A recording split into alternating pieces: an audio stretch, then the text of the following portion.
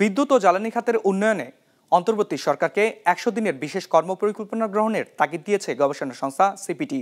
নতুন করে এ খাতে কোনো চুক্তি না করারও তাগিদ দিয়ে দ্রুত বিদ্যুৎ কেনার বিশেষ আইন বাতিলের পাশাপাশি বিদ্যুৎ জ্বালানি খাতে ১৭ দফা সংস্কার দাবি করেছে সংস্থাটি। ২৫০টিরও বেশি ডিজাইন অপশন নিয়ে ওয়ালটন স্মার্ট ফ্রিজ, বোঝে আপনার প্রয়োজন।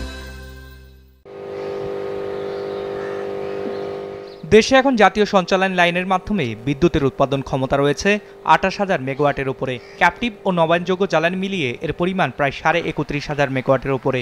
আর সক্ষমতার বিপরীতে সবশেষ তথ্য অনুযায়ী দৈনিক চাহিদা রয়েছে সর্বোচ্চ ১৫,০০০ মেগাওয়াট বিদ্যুতের। চাহিদা যোগানের এমন চিত্রের প্রেক্ষিতে নতুন করে জীবাশ্ম জ্বালানির চুক্তি কিংবা চলমান প্রকল্পগুলো নবায়ন না করার পরামর্শ দিয়েছে গবেষণা সংস্থা সিপিডি। যার সাথে যে কন্ট্রাক্ট এখন রয়েছে এই কন্ট্রাক্টগুলো যাতে নতুন করে আর রিনিউ না করা হয়। প্রশ্ন হতে পারে তাহলে আমাদের এখানে জ্বালানি বিদ্যুৎ চাহিদাতে কি কোনো সংকট পড়বে? না, থিওরিটিক্যালি কোনো সংকট পড়ার কথা না। কেননা আমরা হিসেব করে দেখেছি এই মুহূর্তে প্রায় 40% উদ্বৃত্ত বিদ্যুতের ক্যাপাসিটি রয়েছে।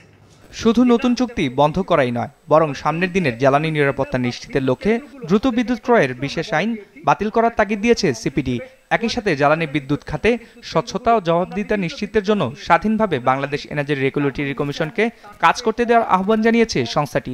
বিদ্যুৎ বিভাগের সংশ্লিষ্ট সংস্থাগুলোর ওয়েবসাইটে নিয়মিত সঠিক তথ্য দেওয়ার তাগিদ দিয়েছে তারা। আমরা যেটি জানতে পেরেছি যে বিইআরসির কার্যক্রম কিন্তু অনেক ব্যাপক এবং সেই দিক থেকে বিবেচনা করলে এই যে সর্বশেষ যে অ্যামেন্ডমেন্টগুলো হয়েছে 2020 সালে এবং সর্বশেষ 2023 সালে এটিকে করে বিইআরসিকে একটা নখদন্তহীন একটি সংস্থায় পরিণত করা হয়েছে। আমরা মনে করি যে বিইআরসির ক্ষেত্রে তার পূর্বের যে শুরুতে তার যে রোল ছিল, যে তার যে টার্মস অফ রেফারেন্স ছিল, সেই জায়গাটিতে ফিরে যাওয়া দরকার।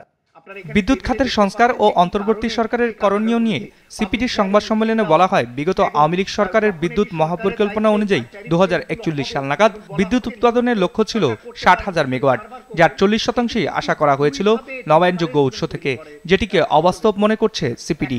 তাদের মতে সঠিক চাহিদা নিরূপণ করলে ওই সময়ে চাহিদা নেমে আসবে 35,000-এ। সে হিসেবে নবায়নযোগ্য জ্বালানির চাহিদা নেমে আসবে 24,000 থেকে 10,000 মেগাওয়াটে, যা অর্জনযোগ্য বলে মনে করছে সিপিডি। নবায়নযোগ্য জ্বালানি বা ক্লিন এনার্জি বলতে গিয়ে আবার যেন নতুন করে এই কার্বন ক্যাপচার টেকনোলজি বা অ্যামোনিয়া হাইড্রোজেনের মতো টেকনোলজিকে যেন এখানে প্রমোট না করা হয় কোনো আন্তর্জাতিক কোনো গোষ্ঠীর চাপে। আমরা মনে করি যে নবায়নযোগ্য জ্বালানি, রিনিউয়েবল এনার্জি, এই নামেই যেন 40% অফ দ্য রিনিউয়েবল এনার্জির টার্গেটটি যেন নতুন যে রিভিশন হবে সেখানে যেন সেট করা হয়। অনুষ্ঠানে এলএনজি ভিত্তিক বিদ্যুৎ কেন্দ্রগুলো বন্ধের পরামর্শ দিয়েছে সিপিডি। একই সাথে নো ইলেকট্রিসিটি নো পে চুক্তি সংশোধনের পরামর্শ দেওয়া হয়। বলা হয়, বিদ্যুতের মূল্য নির্ধারণ প্রক্রিয়ায় ভোক্তার নয়, বরং দেখা হয়েছে রাজস্ব আদায়ের স্বার্থ।